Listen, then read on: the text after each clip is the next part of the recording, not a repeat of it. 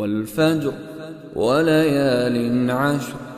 والشفع والوتر والليل إذا يسر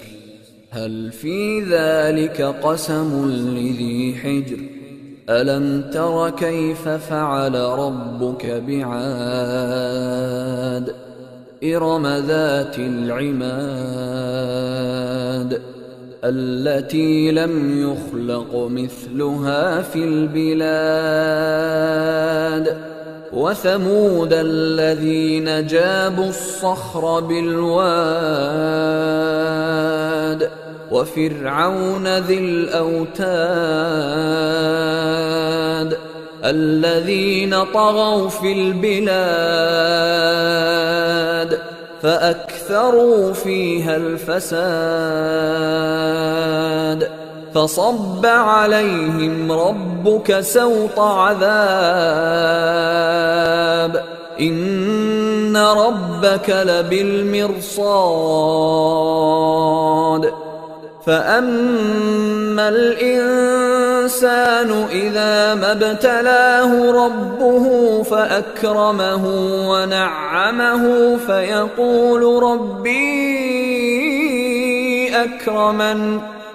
وأما إذا ما ابتلاه فقدر عليه رزقه فيقول ربي أهانن كلا بل لا تكرمون اليتيم ولا تحاضون على طعام المسكين وتأكلون التراث أكلا لما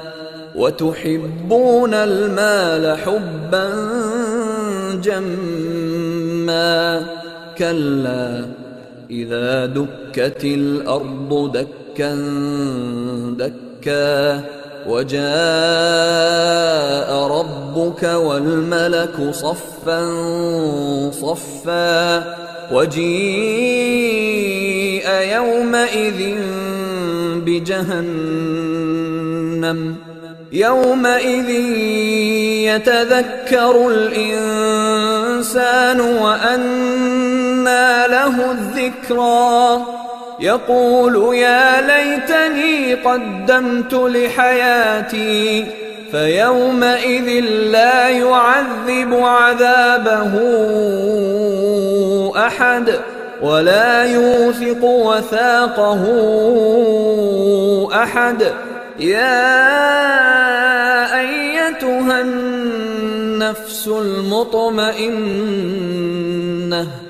ارجعي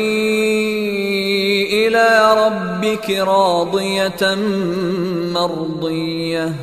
فادخلي في عبادي وادخلي جنتي.